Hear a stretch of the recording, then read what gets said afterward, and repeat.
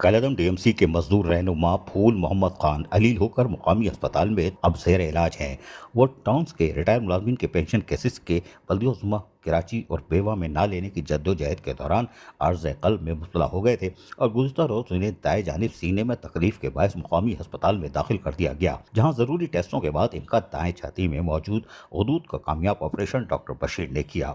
इनकी अस्पताल में मुल्क के मुमताज़ बल्दियाती इदारों के मजदूर रहनुमा सैयद जुल्फ़कार शाह, अब्बास अहमद, बिलाल हुसैन, हारून हसन और मोहम्मद अहमद और दीगर ने इयादत की और उनकी जल्द सेहत याबी के लिए दुआ भी की। सैयद जुल्फ़कार शाह ने कहा कि जब से टाउन के रिटायर मुलाजमीन के पेंशन केसेस लेने का सिलसिला बंद किया गया है, रिटायर मुलाजमीन और वफात याफ्ता मुलाजमीन की बेवाओं, यतीम बच्चों की अक्सरियत हाई ब्लड प्रेशर, शुगर और दिल की बीमारियों में मुब्तला हो चुके हैं, जिससे इन अफराद के ख़ानदान में शदीद बेचैनी पाई जाती है। लेकिन इस दवा इन्होंने इनकी खैरियत पर की और दरियाफ्त की और इनकी जल्द सेहत याबी के लिए भी नेक तमन्नाओं का इजहार किया। अजीज आरिफ, KBS बल्दियाती न्यूज़ कराची। ऐसी ही खूबसूरत वीडियोस फ्यूचर में हासिल करने के लिए रेड बटन पर क्लिक करके और बेल आइकॉन को प्रेस करके हम सबके सब्सक्राइबर बनना मत भूलिए।